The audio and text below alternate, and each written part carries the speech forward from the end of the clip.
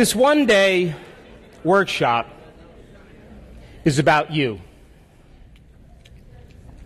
It's an opportunity for you to retreat from your life for just one day and to remove the constant stimulation in your external environment that reminds you of who you think you are as a personality.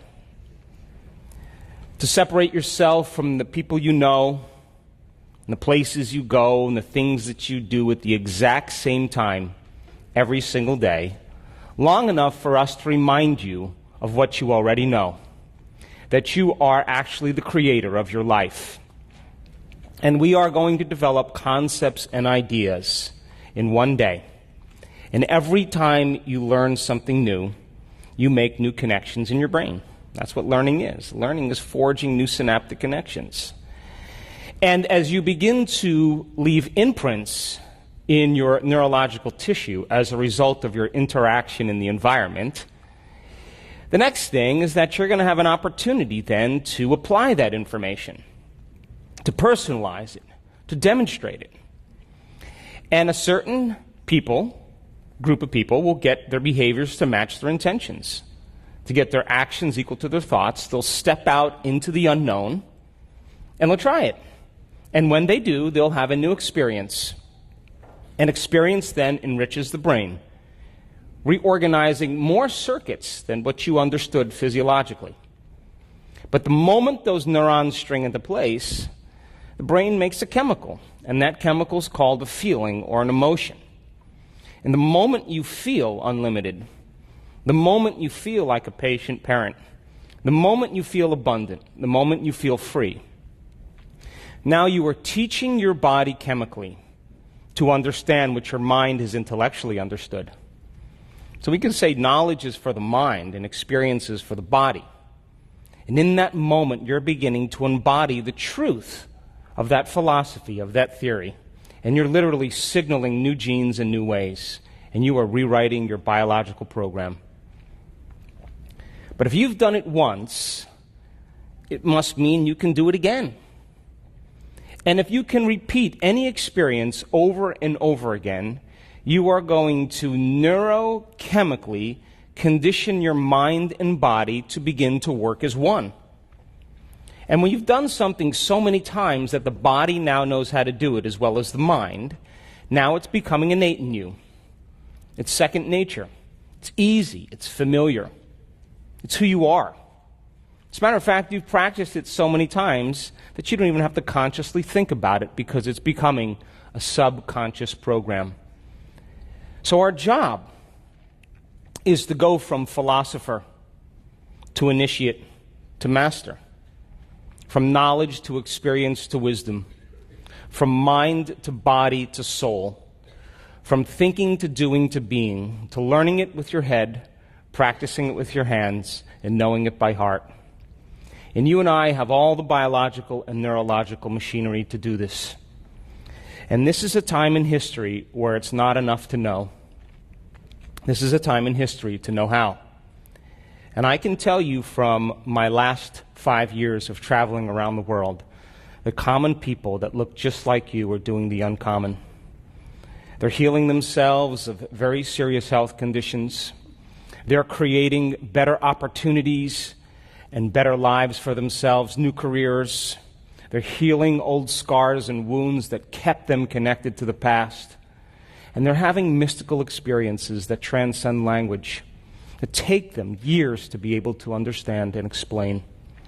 And they look just like you. That most people in their life wait for that crisis or the trauma, the disease or the diagnosis, some kind of loss, betrayal in their life before they make up their mind to change. And my message has always been, why wait? Why wait for that tragedy before you decide to change who you are? That when you begin to apply these principles because you understand that they work, then it means then you'll believe in a future more than you believe in your past. And people who do the work are more in love with their future than they are with their past. And they're more interested in telling the story of possibility in their future than reliving the emotions and experiences of the past. And you know, the beauty behind all of this is that you don't have to be a monk. You don't have to be a priest. You don't have to be a rabbi. You don't have to have 40 years of meditation. You don't have to be a scholar or an academic. As a matter of fact, it's better if you're not. Because the simplicity of all of this, when people begin to apply it, is they begin to experience the fruits of their efforts. And I can tell you there isn't a person in this room that is so special to be excluded from this phenomenon. And that your thoughts literally have an effect on your body. That all thoughts carry an energy or a frequency. And if you believe that on some level that your thoughts have something to do with your body or your life, and you're thinking 60 to 70,000 thoughts in one day, and 90% of those thoughts are the same redundant thoughts as the day before, it's going to produce the same measurable effects in your body, yes or no? Yes. And you are going to begin to emit the same energy and information in your field. And you are going to keep creating the same life. So then the same thoughts always lead to the same choices. The same choices always lead to the same behaviors. The same behaviors create the same experiences. And the same experiences produce the same feelings and the same emotions. And those very same emotions drive your very same thoughts. And your biology, your neurocircuitry, your neurochemistry, your hormones, and even your genetic expression is equal to how you think, how you act, and how you feel. And how you think, how you act, and how you feel is called your personality. And your personality creates your personal reality. That's it. That's it. So if you wanted to create a new personal reality, a new life, you would have to change your personality, yes or no? That means then you would have to start thinking about what you've been thinking about and change it, yes? You would have to become aware of your unconscious habits and behaviors and modify them, true? Even what you say and how you talk. And you would have to look at those emotions that keep you connected to your past, because emotions are the end product of past experiences. And you would have to decide, do these emotions belong in my future? That means if you want to be wealthy, you can't take lack or unworthiness. A wealthy person would never feel that way. So most people try to create a new personal reality as the same personality, and it doesn't work. You're literally going to have to become someone else. So the principle in neuroscience says that nerve cells that fire together. So if you keep thinking the same thoughts, making the same choices, demonstrating the same behaviors, create the same experiences that stamp the same networks of neurons into the same patterns, all for the familiar feeling called you, then wouldn't you agree then, if you've done that over and over again, firing and wiring, emotionally conditioning and signaling the body in the same way into the past? If you did that, I don't know, let's be conservative, 25 years, would you agree then you would begin to hardwire your brain into a very finite signature? Yes? And that finite signature is called your identity. And it's a fact that by the time we're 35 years old, we become memorized to a set of automatic programs, behaviors, beliefs, perceptions, emotional reactions that function subconsciously. So then the first process of change then would become conscious of your unconscious thoughts, yes or no? Yes.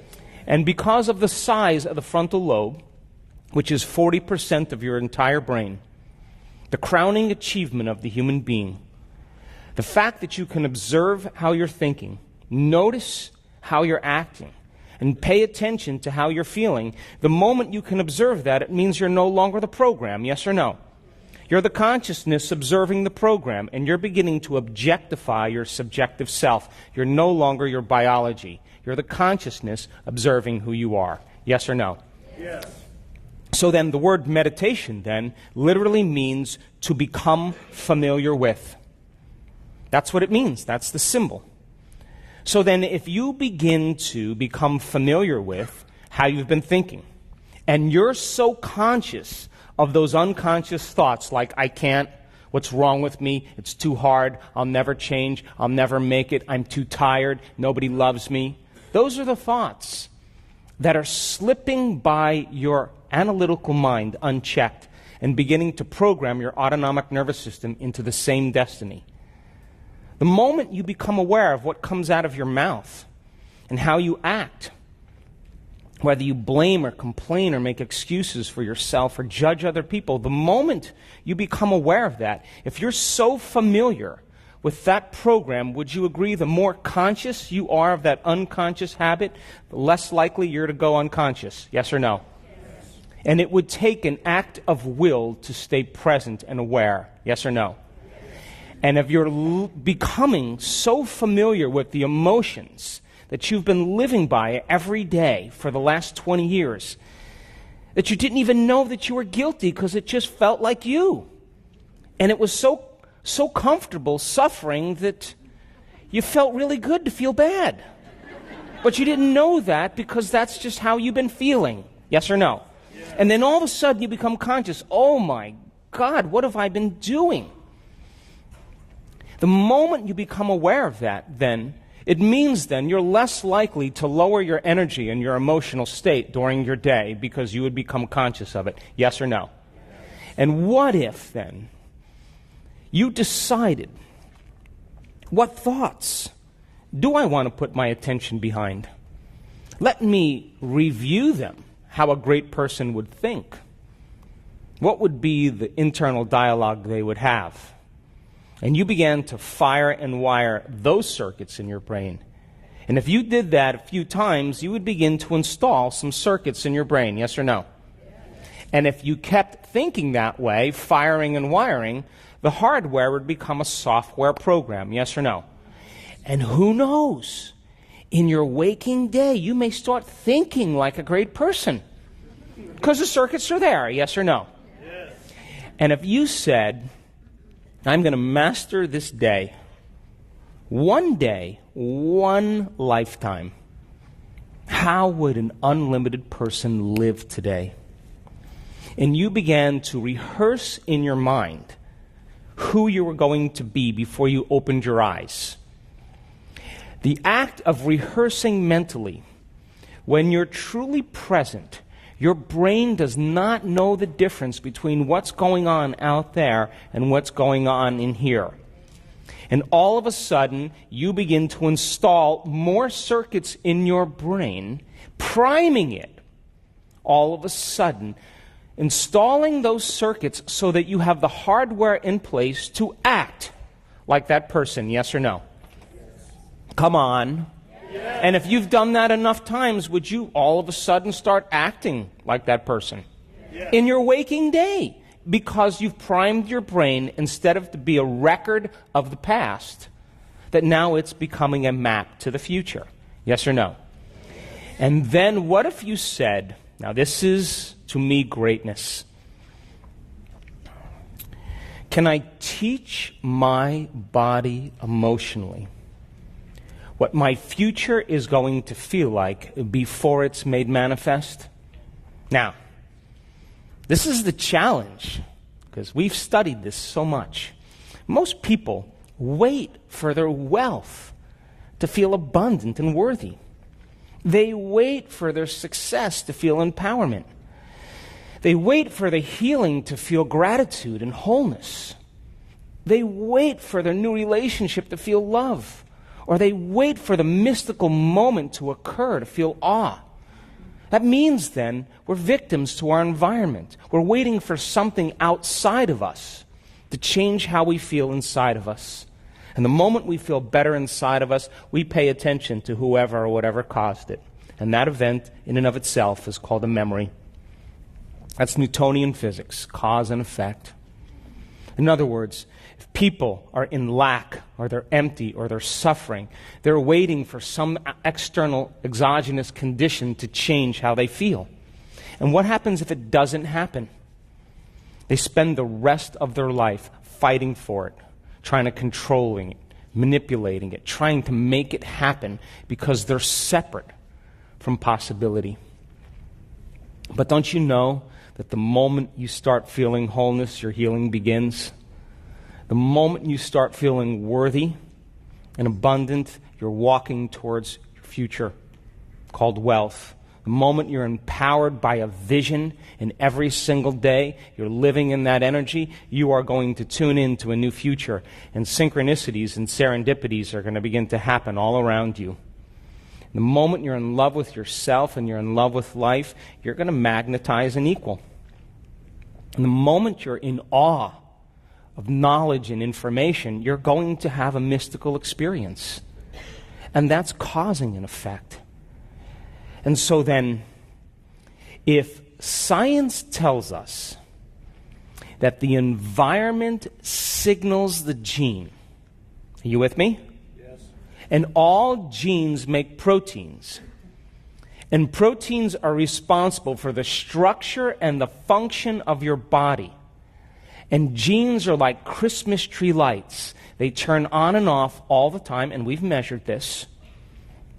Would you agree then that if an experience in your environment produces an emotion, and science tells us it's the environment that signals the gene, when you begin to experience the emotion ahead of the environmental experience, you're signaling the gene to begin to make new proteins to prepare the body for that future experience.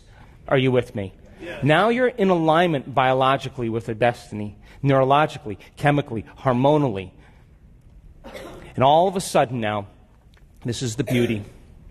If you're able to then maintain that state of mind and body, where there's physical evidence in your brain and body to look like the experience has already occurred because you're doing the work, then the magic starts to happen in your life, and it comes out of nowhere. Those coincidences, those opportunities that begin to unfold are unfolding because you're no longer living in the known. You're living in the unknown. Are you with me still? And I'm telling you, you're more alive and at your best when you're in the unknown than when you're in the known. Are you still with me? Yes. So then, if the brain is a record of the past, it's an artifact of everything you've learned and experienced to this moment. Would you agree then, if you're not being defined by a vision of the future every single day, you're left with the old circuits of the past? Yes or no? Yes. And if you are living by the memories of the past and you're not installing any circuits into the future, then you're going to be predictable in your life. Yes or no? Yes. Come on. Yes. And if feelings and emotions are the end product of past experiences, and you remember experiences better because you remember how they feel, the moment you wake up in the morning and you say, let me think about my problems. Oh, now I'm starting to feel a little bit more like myself. Wait, let me grab my cell phone and let me check my WhatsApp and my texts and my emails and my Facebook. And Jennifer's eating carbohydrates. Did you see that? Oh my God. And my high school boyfriend is looking for me. And the moment you begin to connect to your network of your personal reality, the moment you start turning on those circuits in your brain and you come back to your senses and you get connected to those emotions that have defined you based on memories, and those emotions are driving your thoughts, and you can't think greater than how you feel, you're thinking in the past. Yes or no? Yes. And you'll keep creating more of the same life. So then, think about this. You wake up in the morning, your brain, for the most part, is in the past. Yes or no? Yes. Come on, poke the person next to you over there. And would you agree then, if you connect to a familiar feeling or an emotion, and those emotions are driving your thoughts, and those thoughts are creating the same emotions, and those same emotions are driving your same thoughts, and those same thoughts are creating the same emotions, that you're conditioning your body into the past? Yes or no? Yes. And your body is the unconscious mind. It doesn't know the difference between an experience in your life that's creating an emotion and an emotion that you're creating by thought alone. To the body, it's believing and it's living in the same past experience 24 hours a day, 7 days a week, 365 days a year. Yes or no? Yes. And the body is beginning to continuously get the same information, and it's believing it's in the same environmental condition, which means you're signaling the same gene in the same way. Yes or no? Yes. And now you're headed for a genetic destiny. Yes or no? Yes. And you've done nothing wrong. You're just taking too long. Because those emotions then will define you. And then someone will say to you, "What's up? Why are you so angry?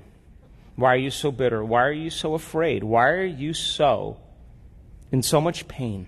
Why are you suffering so bad?" And you say, "I'm so glad you asked." And then you tell a narrative, the story of your past, firing and wiring the same circuits in your brain, working yourself up into an emotional froth to keep signaling the body into the past, reaffirming your personality based on a feeling. And the latest research on memory says that 50% of what you're talking about isn't even the truth. That you make stuff up. You embellish it. That memory is creative. And what that really means after all these years of studying this, when you ask a person that, it means that they had an event or a series of events in their life that branded them emotionally. And when they tell that narrative, what they're really saying is, "I haven't been able to change since that event. I've been altered from that experience." Yes or no? Yes. And they find people in their life that are the same emotion, the same energy, and they use each other to reaffirm their addiction to that emotion, and they get agreement for it. And they say, "I can suffer more than you can." No, I can suffer more than you do. Are you with me still? Yes. So then, the body becomes conditioned into the past, which means for the most part, most people's biologies are anchored in the past. And if how you think and how you feel creates your state of being, and you're thinking the same thoughts that are creating the same feelings and the same emotions, and those emotions are influencing your thoughts, would you agree then you're signaling that same gene over and over again? And if genes are responsible for the structure and the function of the body, and you keep selecting and instructing the same gene, you're going to wear that gene out. Yes or no? Yes. Just like gears in your car. Taking a fax of a fax of a fax of a fax, or a copy of a copy of a copy, sooner or later it's going to lose its detail. Yes or no? And that's exactly what happens to the body. The body begins to break down because those proteins are responsible for your physiology, for your structure. So then if immune cells make immune proteins, and you're living in fear every single day, you're living in anger and resentment and impatience every single day, then you're signaling the same gene in the same way. Yes or no?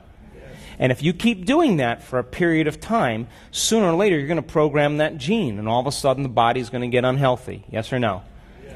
And look, people say, "Well, I did my meditation 3 days and nothing happened."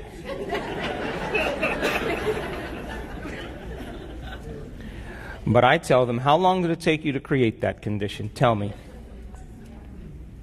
So then if meditation means to become familiar with, you got to become more familiar with the thoughts, behaviors, and emotions of your future than familiar with the thoughts and behaviors and emotions of your past. Yes or no? Yes. So then if you keep firing and wiring the same circuits in your brain, installing the circuits, the hardware becomes a software program, and it gets easier to think in unlimited ways. It gets easier to act like a wealthy person. It becomes easier then to cultivate the emotions of your future instead of the emotions of your past. And our students, people in this work, some of them have had horrific pasts. They've been abused, they've been traumatized, they have had very difficult conditions. And they stopped telling the story of their past. They started telling the story of their future, and they started believing more in that in their past. And When people come up to me and they vomit all over me about their past, I don't have a problem with that. I know that it's natural to do that. But I always ask them, listen to me. If you can't overcome that past in some way and you're feeling those emotions, you'll only talk about your past when you're feeling those emotions, because those emotions bring you back to your past. Yes or no? Yes. Come on. Yes. But if you're having a great life, you never talk about your past anymore because you're no longer emotionally bound to it. Yes or no? Yes. So then the moment you start feeling emotional, hint, you're back in your past. Yes or no? So now reason this with me. Great experiments have been done on the fact that we emit light and information, that you are an electromagnetic being, that you are emitting energy and information. And all that energy is carrying a message. And if you're living every single day in the same energy, then your life should not change in any way. Yes or no? Yes. Come on. Yes. Come on, stay with me. Yes. Did the gene thing throw you off? So think about this. When you are living in fear, when you're living in anger, when you're living in resentment, you're living in survival, because those emotions signal the stress response. Yes or no? Yes. And when you turn on that stress response, you are going to draw from this invisible field of vital energy around your body, that light and that information, and you're going to turn it into chemistry. And you're going to diminish your very field around your body. Yes or no? Yes. So then, when you perceive a threat, when you see a circumstance in your environment that is unpredictable or unknown, the moment you perceive that, you activate that fight or flight nervous system, the sympathetic nervous system, and you're going to mobilize enormous amounts of energy to prepare yourself for that danger in your outer world. Yes or no? Yes. And you can do that on the short term because that's survival. But when the event is over, the body rests, parasympathetic nervous system turns back on, long-term building projects start to occur, you're starting to heal. And all organisms can tolerate short-term stress. But what if it's not a predator?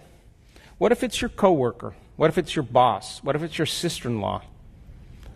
Because of some past experience, you're perceiving that condition in your environment based on your past, and you're turning on the same stress response as if you were being chased by a predator. Yes or no?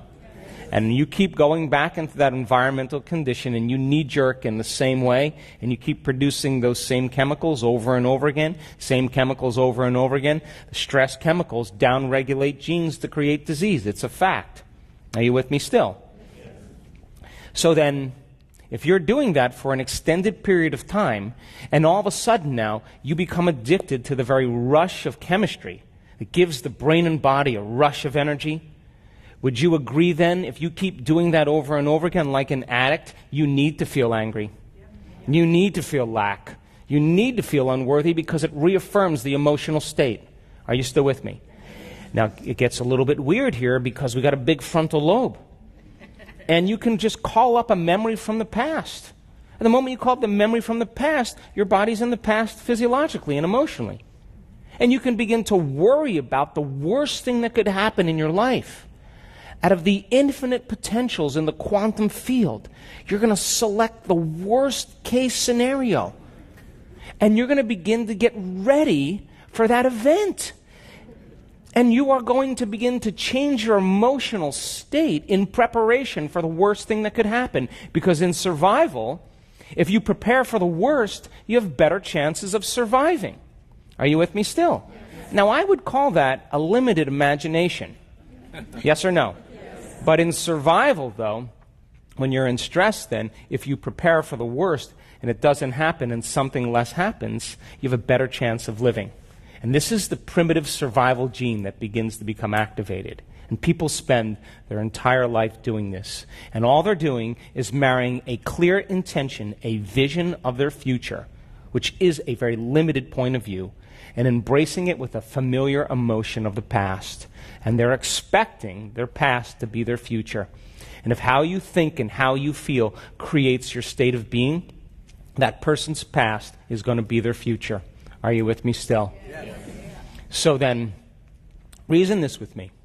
If you can turn on the stress response just by thought alone, and the hormones of stress give the brain and body a rush of energy, and people become conditioned or addicted like junkies to those emotions, then would you agree with me then?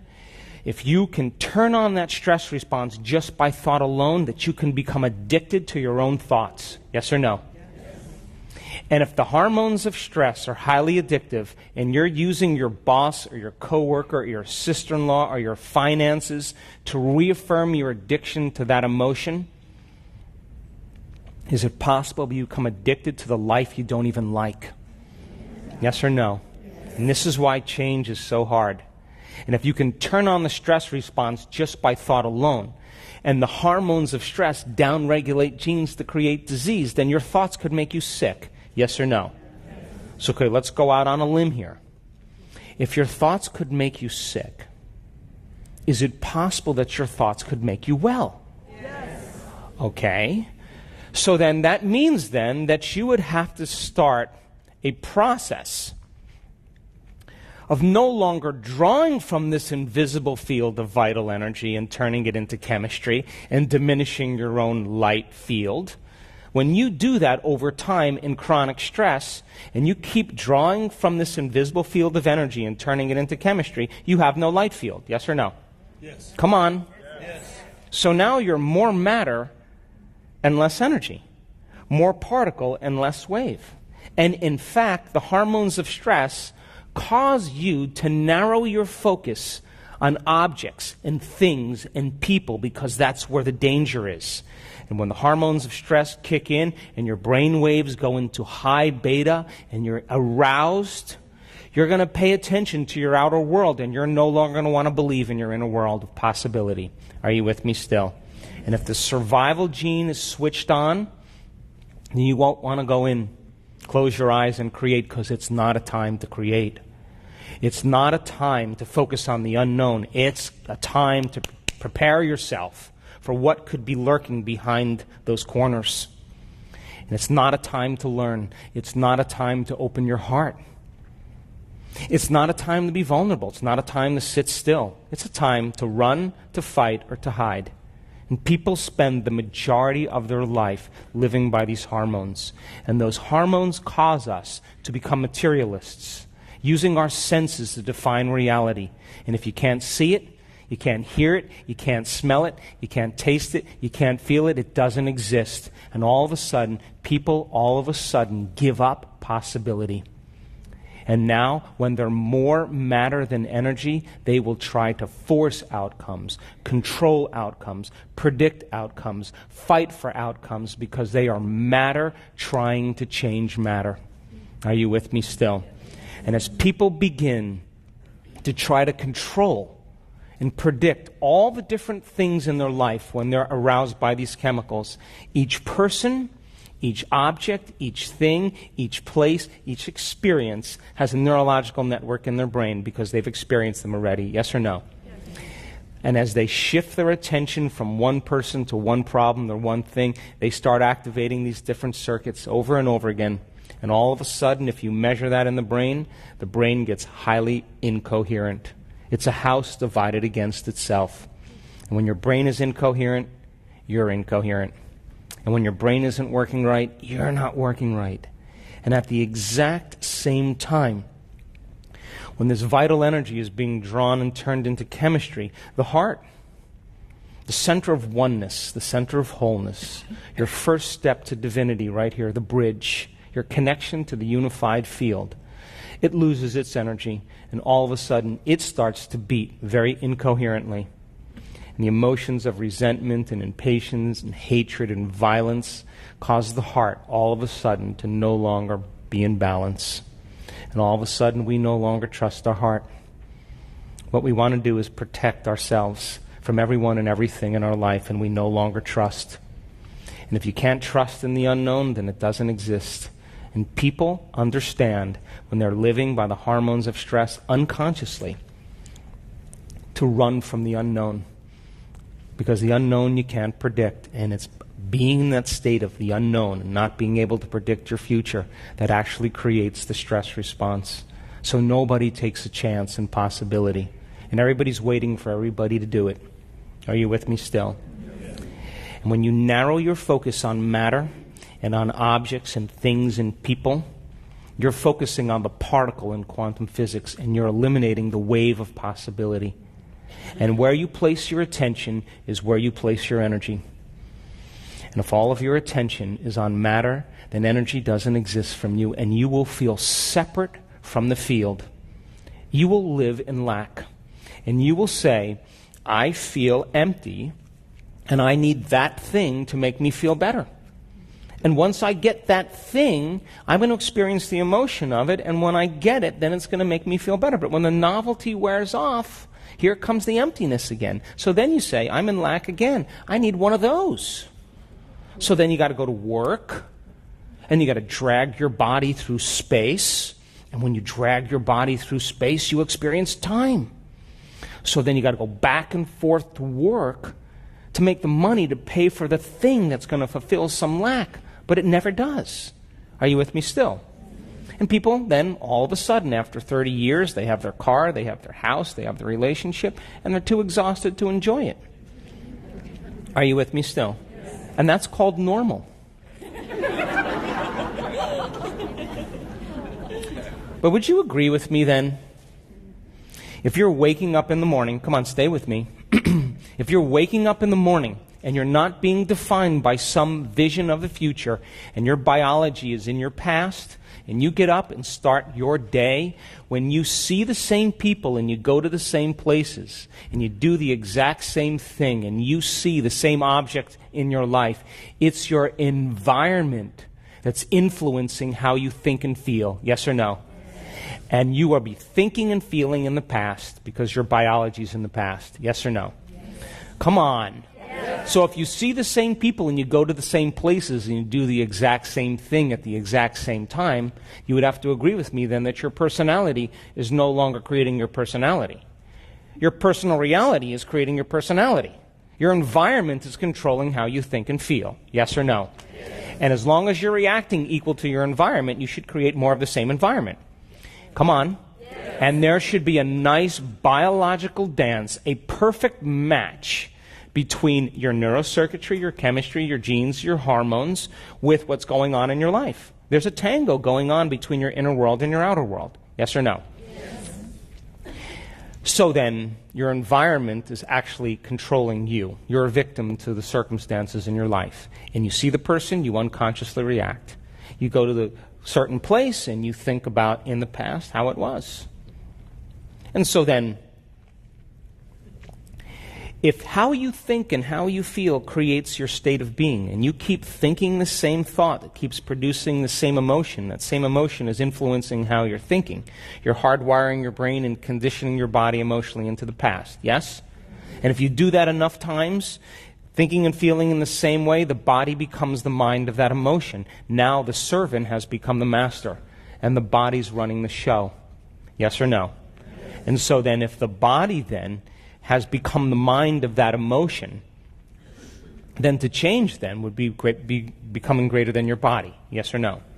And if your environment has that much influence on how you're thinking and feeling, then to change then is to be greater than your environment. Yes or no? And if you're waking up every single morning, coming back to your senses, looking at the person next to you saying, oh my God, who is that? How did I get here? Jeez. Wait, let me think of all my problems. Okay, I'm starting to feel like myself. Let me get my cell phone. Let me check. Okay, now I'm feeling like myself. And then you get up and you go through the same routine behaviors in your habitat. You have the vision of the toilet, and the next thing you know, you're in front of the toilet. Then while you're on the toilet, you have the vision of the coffee maker, and there you are, you're in front of the coffee maker. And then while you're drinking your coffee, you have the vision of the shower, and there you are in the shower. And while you're in the shower, you get super creative about the clothes you're going to wear, and next thing you know, you're dressed. And your body is always following your mind, but it's following it to the known. Are you with me still? And let's just say you drive to work the same way and see the same people and go to the same grocery store and buy the same food and watch the same television shows. And then you get in front of the mirror at night and you put your lotions and potions and creams on and floss the same way and brush your teeth. And you go to bed and you wake up in the morning and you're doing the same exact thing. Yes or no? Yes. Would you agree then we can take your past and lift it up and set it on your future? Yes or no? Now, that's karma. That's it. That's karma right there. And so then if you've done that enough times, a habit is a redundant set of automatic, unconscious thoughts, behaviors, and emotions that's acquired through frequent repetition. A habit is when you've done something so many times, your body now knows how to do it better than your mind. Are you with me still? So if you wake up in the morning and you're doing that, would you agree then your body's on autopilot? And it's dragging you into a predictable future based on what you did in the past. And you're unconscious. Yes or no? And I assert that when you are not in the present moment, you're running a program. So don't take anything personally from somebody, because they're just running a program as well. Are you with me still? So then, think about this. Would you agree then that if you are going to heal your body by thought alone, to create some new experience in your environment by thought alone, to create some new future that's no longer your past by thought alone, then you would have to become thought alone. Yes or no? Yes. Come on. Yes. So then would you agree then if your environment is so strong in conditioning you into the past, would you agree then maybe it'd be a good idea to sit down at the beginning of your day, close your eyes, and disconnect from your external environment? Yes or no? So then if you're seeing less things in your external environment because you've closed your eyes, all of a sudden now, your environment isn't going to control how you think and feel. Yes or no? And what if you were to play soft music in the background or put earplugs in and diminish more sensory information coming in from the environment? Would you agree you'd start putting more attention on your inner world instead of on your outer world? And what if you said to your body, hey, sit right here and stay right here. Don't you get up yet until I tell you it's time to get up. And your body is going to buck and kick like an unbridled stallion. I'm busy. I got a lot to do. I got emails to check. I got meetings to go to. Because you programmed it that way, yes or no? Yes. And every time you say to the body, stay, are you telling it it's no longer the mind, that you're the mind? Yes or no? Yes. And now the will is becoming greater than the program. Yes or no? And all of a sudden, if you became conscious that you were angry or emotional or suffering, and you became aware that that emotion was keeping you into the past and driving your brain into high beta, and you became aware of it, and then you settled your body back down into the present moment, and you kept taking it out of the past, sooner or later the animal is going to surrender. Yes or no? Yes. And when it does, you are going to liberate energy. You are going to go from particle to wave, from matter to energy. And when that happens now, all of a sudden, you start feeling a little bit more joy, and energy starts to move right there. Are you with me still? Yes. And if you are uncompromising to the eternal present moment, the generous present moment, and you keep coming back to the present moment, coming back to the present moment, and you understand where you place your attention is where you place your energy, and you're no longer thinking about the people you have to see and the places you have to go and your cell phone and your computer and your emails and the news, and you keep returning your attention back to the present moment, would you agree then you're disinvesting your energy out of the known future and you're making room for the unknown in your life? Yes or no? Yes. So then, in meditation then, if you are literally going to make some type of change and affect your outer world, you're going to have to put most of your attention on your inner world, and you're going to have to become greater than the conditions in your environment and disconnect from your environment. You're going to have to sit your body down and overcome your body, and you're going to have to transcend time. Are you with me still? So then when you're living by the hormones of stress and you're in a threatening situation and the survival gene is turned on, then you're going to spend the most of your time thinking about your environment. Yes or no? And what is your environment made of? People, pets, things, objects, places, time. Yes or no? And when you're living by the hormones of stress and that survival gene is conditioned and turned on, would you agree that you better pay attention to your body if you're being chased by Mr. Big? Yes or no? So most people start to put all of their attention on their body, and they start believing that they're their body. Are you with me still?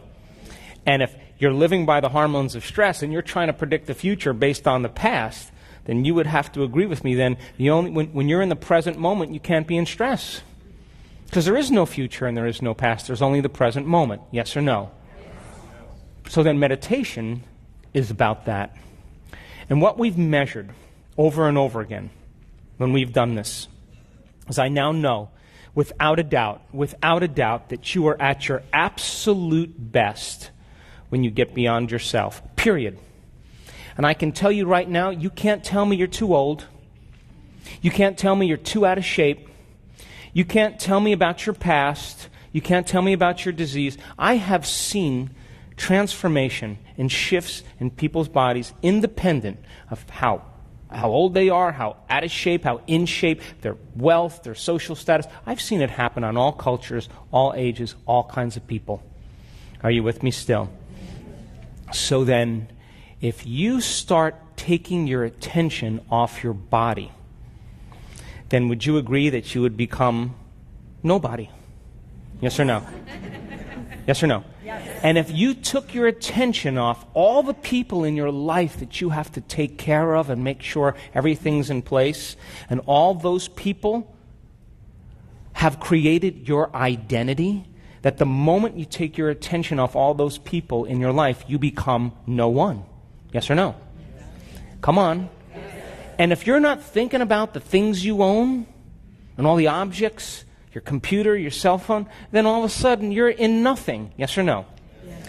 And if you take your attention off the place you have to go or the place you're sitting and you get so lost in your inner world that there's no longer an outer world, then you're in nowhere. Yes or no? Yes. And if you are not thinking about the predictable future or the familiar past, and you are in the generous present moment, then you are in no time. Are you with me still? And that means then you're no longer your face.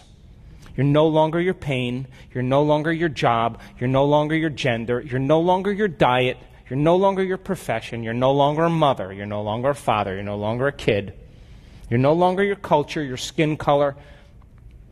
You're no longer your name. You are nobody. No one, no thing, nowhere, and no time. And in that moment, you are walking into the door to the quantum field. You are passing through the eye of the needle. Are you with me still?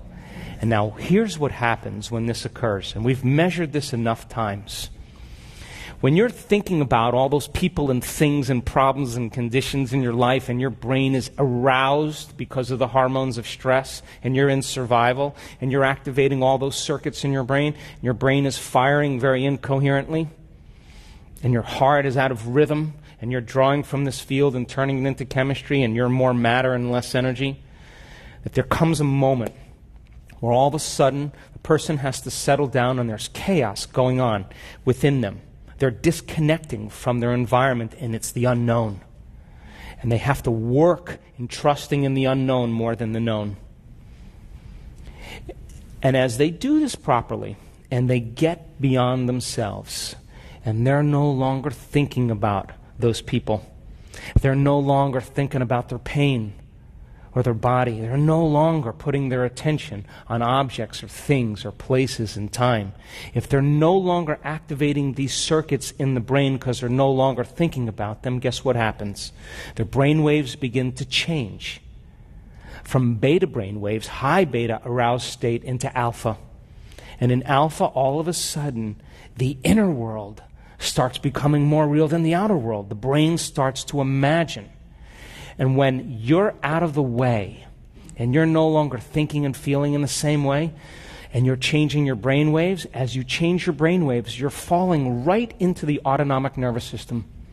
And as your brain waves slow down, all of a sudden you're connecting to that autonomic nervous system that wants to just do one thing, create order and balance in your body. And it says, she's gone. She's out. And it steps in right into the neocortex. And when it steps right into the executive brain, all of a sudden it starts taking those different compartments of the brain that were no longer working together and starts to synchronize them. And all of a sudden you see the front of the brain talking to the back of the brain. We've seen this so many times. You see the right side of the brain talking to the left side of the brain. And all of a sudden you see the brain starting to move into a more holistic state. And what sinks in the brain links in the brain. And all of a sudden, the person starts to feel connected to something greater. Are you with me still? And the moment that that happens, we can predict it now. The neuroscientists that come and study our work, we say, she's going to pop. What do you mean? Just watch. She's going to pop. And all of a sudden, the brain starts working together. And as they're no longer thinking and they're no longer putting their attention on objects and matter and people and things, and they're all of a sudden putting their attention within them, and that brain starts functioning in a holistic way, it starts to synchronize, and those brain waves become highly coherent. And all of a sudden, when that happens, that energy moves right into the heart. And at that time, we've measured this, all of a sudden, that person starts to feel whole. When that brain, that right hemisphere and that left hemisphere come together and it starts to synchronize, the union of polarities, the union of duality, the union of separation or opposites is called wholeness, it's called love. And the moment those two hemispheres come together, that energy breaks right into the heart, and the person's heart goes into super coherence.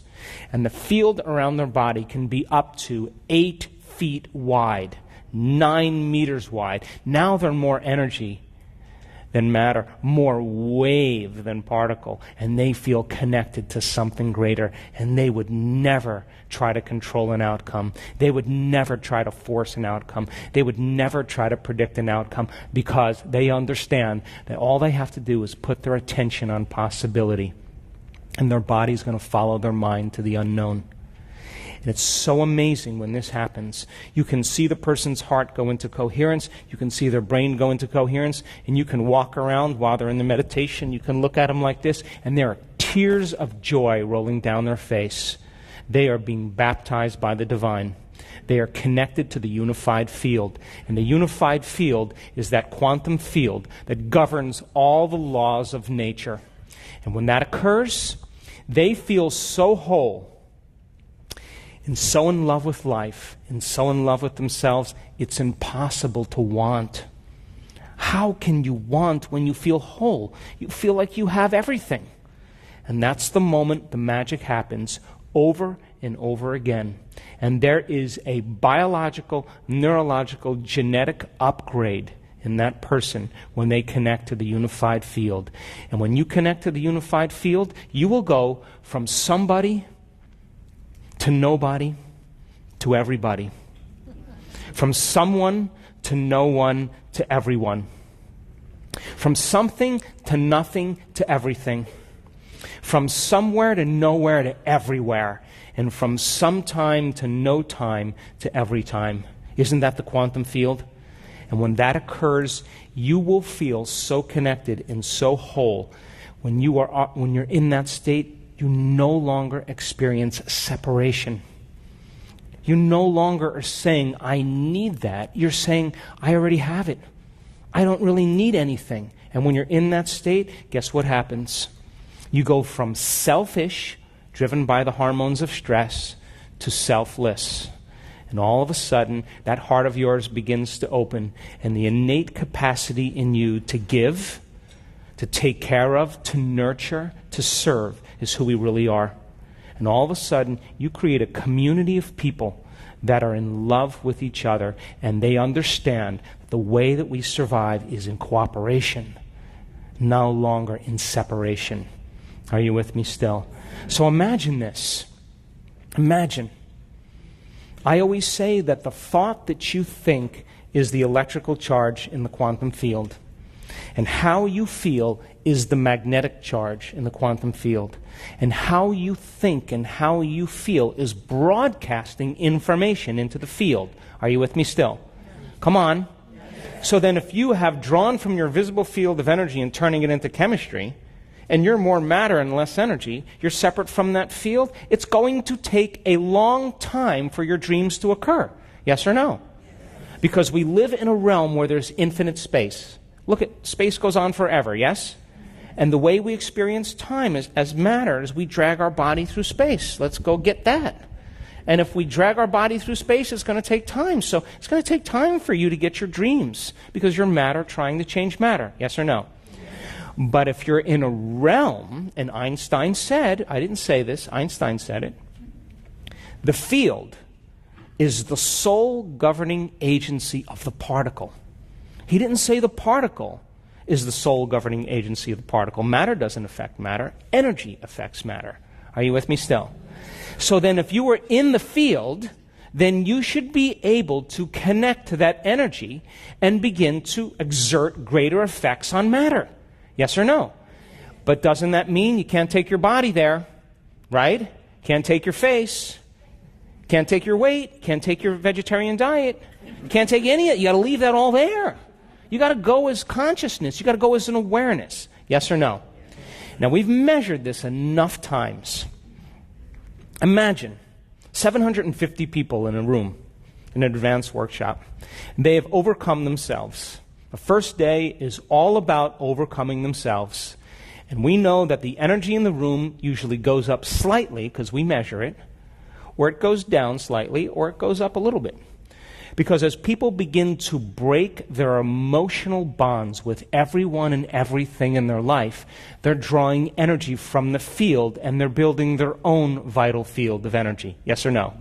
So then we should see the energy in the room drop. And we do, because, hey, if you're using your best friend to reaffirm your addiction to suffering, hello? Am I getting too close? And then you're breaking that addiction, then you're gonna no longer be bound to that person energetically, and you're going to start calling energy to build your own field. Because all of that suffering, all of those emotions, all that guilt, all that resentment is your creative energy that's tied up. Are you with me still? So there's no energy to create with. So then as you're drawing from this invisible field of energy, and you're breaking the bonds with your past, present reality, the energy of the room will drop. And we've measured it. But when people start to overcome themselves, all of a sudden they start to contribute to the field of energy in the room. Now all of a sudden their heart starts to become more coherent. How do we know that? We measured it. And I don't care how old you are. I don't care about your past. I don't care about your skin color, your gender. I don't care about any of that.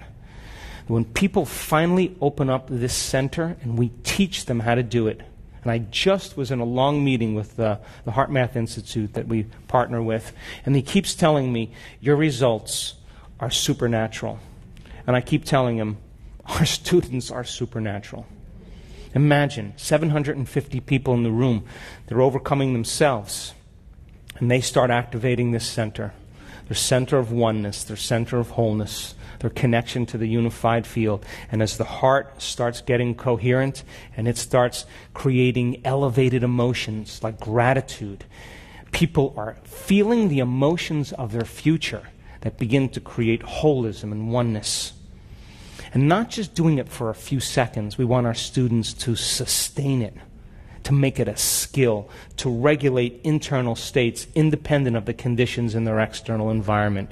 And our students can hold it for 45 minutes. Imagine, the heart is in super coherence. When that heart starts to beat in rhythm and they're sustaining it, all of a sudden that field starts to expand. That energy starts to become very coherent, like dropping a pebble in water after pebble, after pebble, and it's creating this wave. And that's the magnetic field around the body. Are you with me still? A measurable magnetic field. This is science. And that energy is a frequency. And all frequency carries information. So imagine then 750 people in the room opening their heart. with an elevated emotion like the joy for existence, the love for life, the inspiration to be alive, care, kindness, compassion, activating this center, the union of duality, and they're putting out a measurable, coherent magnetic field. And if all that frequency carries information, they lay the thought, the intent on that energy. And what if you had 50 people in the front of the room wearing heart rate monitors? And they're sitting there, and the rest of the room is sending the thought on that energy for the greatest good for those people sitting in the front of the room. You tell me then how majority of those people, how their hearts all go into coherence at the exact same time, on the exact same day, in the exact same meditation. You see, we are bound by that field of love and energy. Are you with me still? And that's what creates community. So then, when you start to open your heart, every single person that you are connected to, you begin to have an effect on, because you are entangled in energy. Are you with me still? So then, when that person starts to go into heart coherence, and they start producing a measurable coherent field, and their brain is in coherence, there's research that shows that the heart and the brain are communicating not just by nerve cells and nerve tissue, that they're interfering and creating a coherent electromagnetic signature. And the heart begins to act like an amplifier, and it begins to affect the brain, becoming more coherent. The brain sends a more coherent message to the heart, and all of a sudden the person is in a whole different state of being. And that state of being is what I call the natural state of being. That's who we really are when we're not separate, when we're not warring, when we're not deceiving, when we're not competing, when we're not prejudiced, when we're not living in fear and hostility that creates separation. That's who we innately are. Are you with me still? So then, if your energy becomes coherent, and the person next to you's energy is coherent, and those two energy fields come together, and they start interacting, and they start interfering, they're going to create a bigger amplitude, a bigger wave. Yes or no? And the bigger the amplitude, the higher the energy. Yes or no? And then the higher the energy, then the more energy we should see in the room. Yes or no? And we've measured the energy in the room, and it always goes up in our events because the divine is present.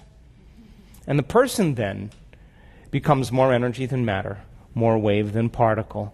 And now, we used to see, years ago, small changes in our events. You know, people having here and there some wonderful experiences. And now, it's happening in shorter and shorter amounts of time. And the higher the energy, the faster the frequency, the more connected they are to the unified field, the shorter amount of time it takes for it to occur. Are you with me still? Yes. And I can tell you without a doubt, I've looked at over 8,000 brain scans. I can tell you that when you analyze your life within some disturbing emotion that's created by the hormones of stress, you are going to make your brain worse. Because those emotions are the past, and you're thinking in the past. And if you're aroused by those stress hormones, you're going to drive it further and further into high beta. We've seen it over and over again. I can tell you without a doubt that your brain doesn't change your brain. I can tell you that the program doesn't change the program. The ego doesn't change the ego. The personality takes a long time to change the personality. It's only when you become pure consciousness. That's the moment you have an effect on matter. Are you with me still? And imagine then, we've seen this now. When a person truly connects to that unified field, and we can predict now almost when it's going to happen, if their brain is being measured, would you agree then you should see higher energy in the brain? Yes or no? Yes. So then when a person, listen to this, is connecting to that unified field where all possibilities exist and they no longer feel separate from their dreams, they feel connected to their dreams. All they have to do is put their attention and their awareness on what already exists. Yes or no? Come on, that bounced off some of you. Poke the person next to you, please. So if you're in a field where all possibilities exist and you feel connected to everyone, everything, everywhere, every place, every time, then you don't have to try to create anything. All you have to do is pick it. Yes or no? Put your observation on it. Experience it. Become aware of it. So then imagine students, and I've labored for 3 years, almost 4 years, to have our students be able to sit in a meditation for an extended period of time and get beyond their bodies. And now our students, our advanced students, they can sit for as long as they want to sit. They know how to do it. They can change their brain waves in 4 seconds, 5 seconds, 9 seconds, 12 seconds. It's not like, hey, I'm getting to the quantum field before you. It's not like that. It's more like a skill, yes or no? And imagine we had all these wonderful, wonderful elders in our event in Tampa just a few months ago. And you can't tell me that you're too old to do this, because I saw them connect. And one lady in her late 70s said, I lost my spiritual virginity today. She connected. So imagine then, when the person truly connects to that field and they begin to tap into a greater frequency, it should be measurable in their brain, yes or no? And imagine we're capturing amplitudes of energy that have never been recorded in the history of neuroscience.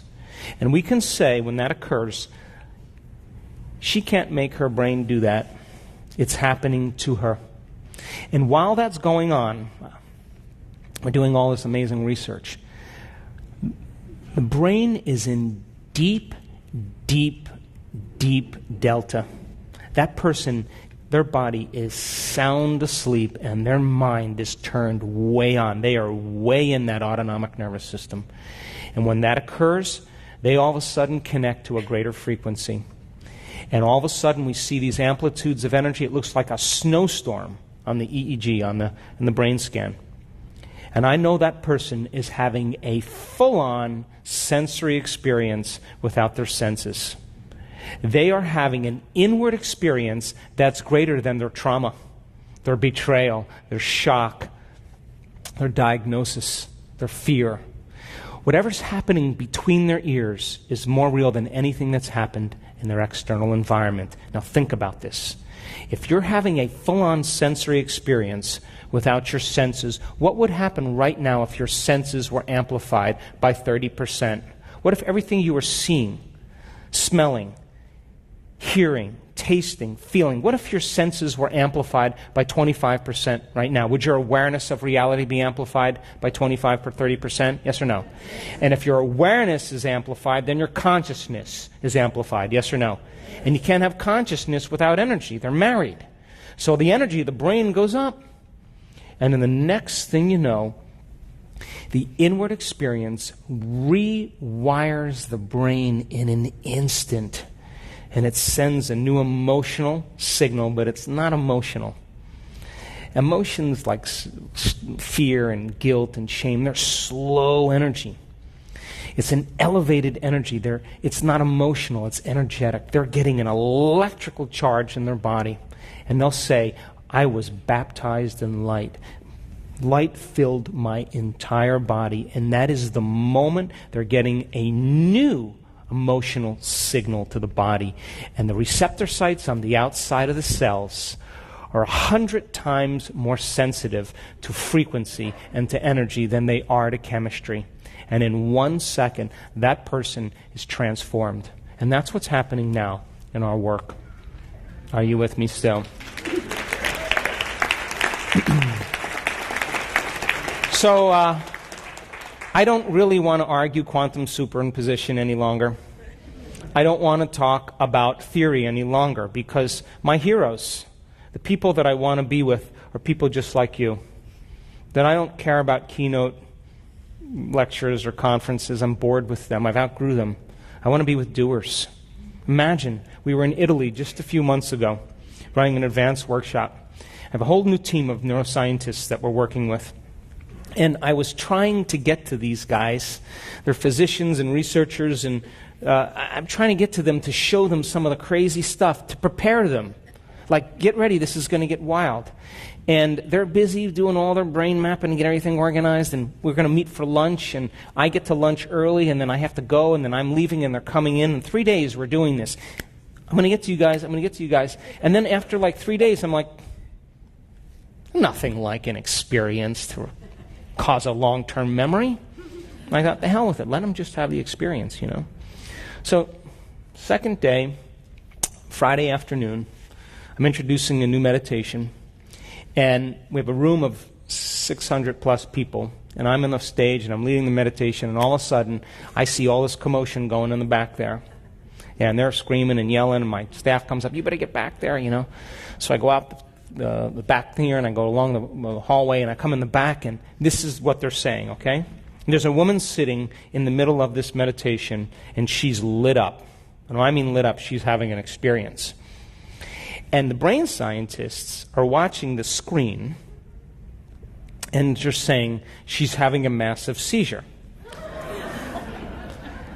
Now, they've never seen anything like this before. Here's the humor in the situation. The woman who's sitting in the meditation is a physician from London. Now, are you with me? And she is connecting to the unified field, and she's getting an upgrade.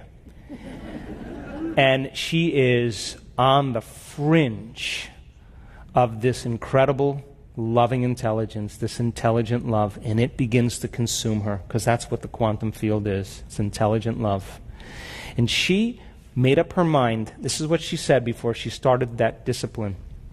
She said, I have to prove to myself that this is possible, so I'm going to do it for everybody in this room. I'm not going to do it for me. I'm going to do it for everybody in this room. I got to get beyond my analytical mind because I have very, very rigid training. You with me? So here she goes. She gives it everything she has. She surrenders. She trusts in the unknown. She becomes nobody, no one, no thing, no where, and no time. And then I say, you're in that infinite field of information. Just because you can't see something, it doesn't mean it doesn't exist. Put your awareness on that field. Pay attention to it. Surrender to it. Feel it. Experience it moment after moment and become more aware of it. So then if you put your awareness on your nose, it exists, yes? Yes. But if you don't have your awareness on it, it doesn't exist. Yes or no? Yes. Come on. Yes. So then if you don't have any awareness on the quantum field, it doesn't exist for you. Yes or no? Yes. Until you put your awareness on it. So I'm asking them to unfold deeper into the unified field and experience it. Put your awareness on it moment after moment, and certain people start to connect to that energy, that coherent energy. And all of a sudden, in 1 second, her entire brain goes into gamma. Not just regular gamma, which is superconsciousness. We're talking about lots of high energy gamma. It looks like, crazy stuff, and the scientists are yelling back there, and I come back and they're going, she's having a seizure, I go like this, shh, shh, shh, shh, put my hand on her, I go, quiet. And she's back there listening to them say, she's having a seizure. Now, she's a physician, and she's saying, oh, this is not a seizure. She's not saying that. She has to decide, do I listen to that or do I keep going? And she just said, I'm going. And so she surrenders into this experience. And she's sustaining this high level of gamma, coherent gamma, super consciousness. All of her awareness is on her inner world. In other words, she is aroused. Her sympathetic nervous system has switched on. And instead of switching on like being chased by a predator, instead of that energy being drawn from the field, the sympathetic nervous system is switching on, and it's taking all that energy stored in the body and it's driving it up to the brain. And when it goes on, all of a sudden the brain goes into gamma, and she's aroused from the inner experience. Are you with me? But it's not from a predator or from a danger. It's from the divine. And now she is in gamma. So I say to the scientist, shut up.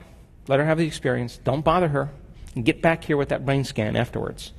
So we have the break. They come back there, and they're all sweating, and they're freaked out. And, oh, my God, yeah. So they show me this sustained gamma. And then, my whole theory about the mystical is that energy has to reach the pineal gland. And when the pineal gland gets activated, melatonin all of a sudden starts to produce derivatives, metabolites, that create the mystical experience. Chemicals that create a phospholuminescent energy in the brain, create hallucinations or vivid imagery, suppress the drives of the body, create antioxidants for healing, release chemicals like Valium that sedate the analytical mind. And the person's going to go mystical. They're going to go dimensional. And she went dimensional. And when we put up the three-dimensional imagery, the hologram of the brain, the entire pineal gland was on fire. It was on fire. I knew in that moment that what we were doing was correct. So we had the scientists come up on the stage. You know, there's nothing like a good story. We bring the doctor up there. We show the brain scans. That scientists are like little kids, goofy and laughing. Ooh, I can't believe it. This is crazy stuff. It's not a seizure. I spend hours with these people every week and go to meetings, and they're yelling at each other. This can't be. It can be. Well, it's not normal. I know it's not normal. You got to think out of the box. So she tells the story of how the divine connected to her and said, "Hey, in imagery and profound information, I've always been with you. Welcome."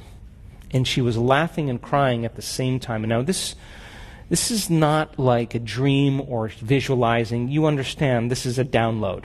Yes? And with that information comes energy, because you can't separate the two. She's getting a very profound message. She's on the stage sobbing, telling the story. And then the event ends in Italy.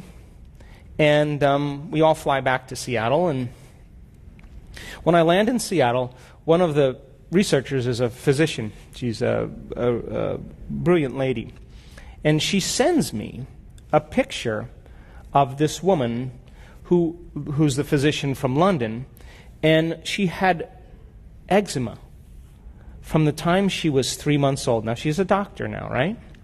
She did the diet, she did the cortisol, she did all the creams, she did all the things, took all the Benadryls, and of course, all of that was matter trying to change matter. Yes or no? Yes. And so she got a little improvement, and kept it at bay.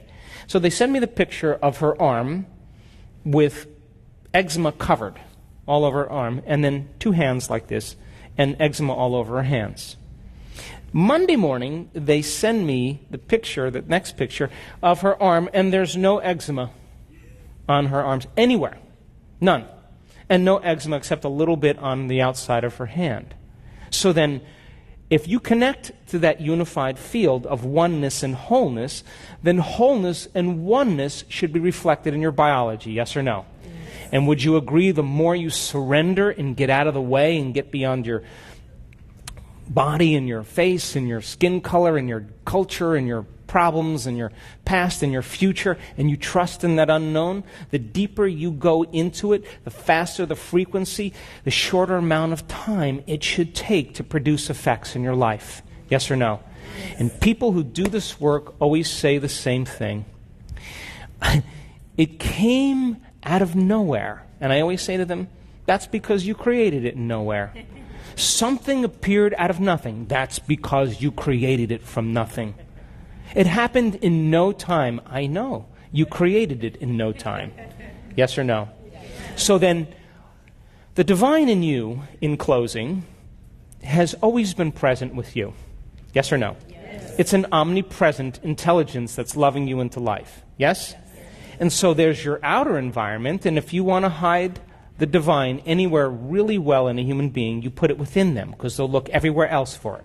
Yes? So it's a presence, yes or no? Yes. And it's standing here and it's waiting. And you know when someone's present in your life with you because they're paying attention to you, yes or no? Yes. And you know when they're not present with you because they're not paying attention to you, yes or no? Yes. So imagine this presence that's waiting for you to do your meditation, and you go like this, you're doing your meditation like that. God, I gotta meditate today. And it's going like, are you kidding me? Oh my God, I don't know if I can do... That's what you're bringing to it.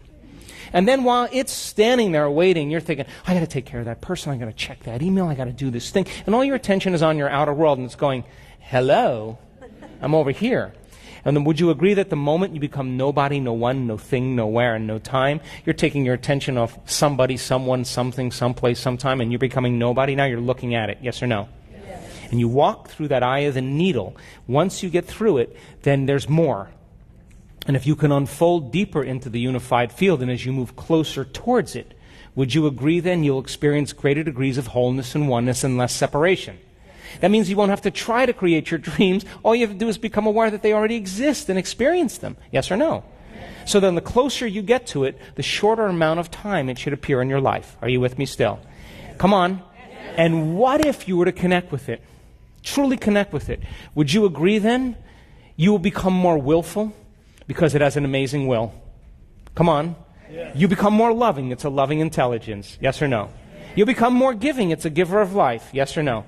You become more forgiving. It's forgiven you millions of times. Yes or no? You become more conscious. It's a consciousness. Yes or no? You become more mindful. It has an infinite mind. Its nature will become your nature. Its mind will become your mind. And people then in your life will say,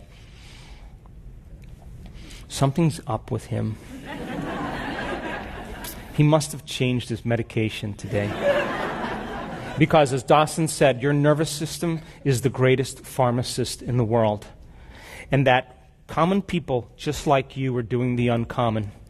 And this day-to-day is to inspire you to begin to practice it in your life and to draw with a community of people that are actually doing it. And that they carve out a little time out of their busy day to present themselves to the world as a greater ideal. And if you can sustain and maintain a modified state of mind and body your entire day and keep your energy up, get ready, because something unusual is going to happen in your life. It's the law. And I know it from experience, and I've witnessed it too many times. And it will come in a way that you least expect. Why? Because if you can expect it, it's nothing new. If you can predict it, it's more the same. It's got to be a surprise. It's got to rock your world. It's got to catch you off guard, and it has to leave no doubt that what you did inside of you produced some effect outside of you.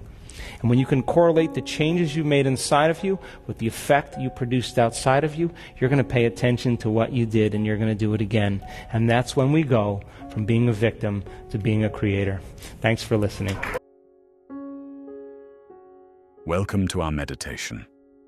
In this practice, we will focus on transforming ourselves by tapping into the infinite potential of the quantum field. Find a comfortable position, either sitting or lying down, and gently close your eyes. Take a deep breath in through your nose, hold it for a moment, and exhale slowly through your mouth. Allow yourself to settle into this moment, here and now. Begin by taking 3 deep breaths. Inhale fully through your nose, feeling your chest and abdomen expand. Hold it for a count of 3, and exhale slowly and completely.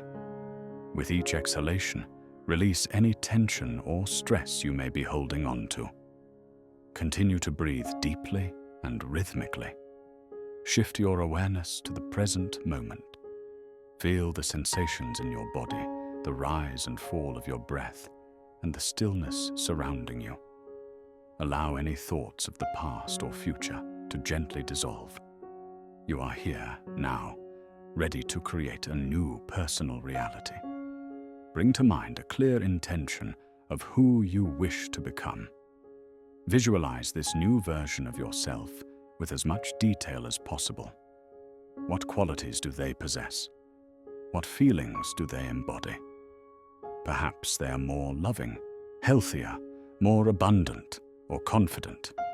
Paint the picture vividly in your mind's eye. Now, invite elevated emotions into your heart. These emotions, gratitude, joy, love, and inspiration, are the energy that will transform your intention into reality. Allow these feelings to fill your heart and radiate throughout your entire being. Dwell in the warmth and expansiveness of these emotions. Envision yourself stepping beyond the boundaries of your old self. Imagine entering a vast, infinite field of potential where all possibilities exist.